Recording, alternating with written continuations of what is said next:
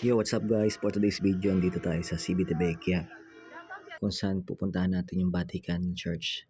Ngayon ay kailangan muna natin ng shore leave letter.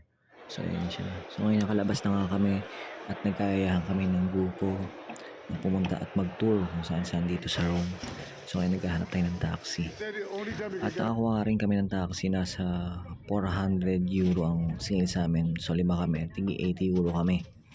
So yung biyahe na nga kami, ang unang pupuntahan namin ang Vatican Church. Nasa 45 minutes din ang biyahe papunta doon sa church na yon. At sana walang pila kasi kadalasan mahaba ang pila doon at Sunday pa ngayon. At nandito na kami, dinalap na nga kami. Ayan sila mga kasama ko, mga taga-Gali din. So ayan guys, nandito na kami. Medyo maulan, buti na lang huminto. At yun nga guys, walang pila, so pwede tayo makapasok. Guys, sobrang hirap makapasok dito kasi isa sa mga kasama ko dito, 4th time niya nang pumunta dito at hindi siya makapasok kasi sobrang haba ng pila. Ngayon unexpected, wala siyang pila kahit Sunday kasi maulan nga. So pupunta natin at titingnan natin kung anong meron dito sa loob ng Vatican Church. Guys, sobrang ganda na ito. Pangalawang punta ko na din dito, di ako nakapunta nung una, di ako nakapasok kasi sobrang haba ng pila. Talagang pinipilahan to, makapasok lang. So yan siya guys, nakapasok na kami. So tingnan natin kung ano meron dito.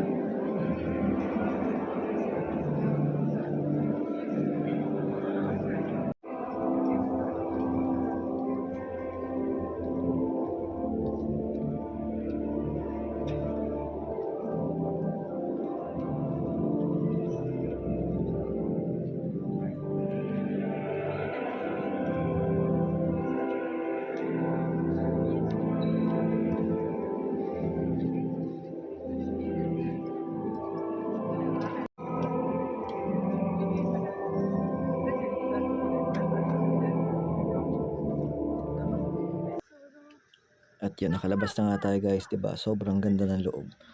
Kulang lang yung oras namin kasi meron lang kaming 1 hour para ikutin at pasukin yung loob. So dito naman tayo sa labas. Yan guys, makikita nyo yung pinakabuo ng labas. Sobrang ganda. Diyos ko, kahit umuulan na, basang-basa na ako ngayon. Pero video pa din. Sayang kasi. So yan guys, lakas ng ulan. So thank you for watching guys. Punta naman tayo sa ibang mga tourist spot dito sa Rome.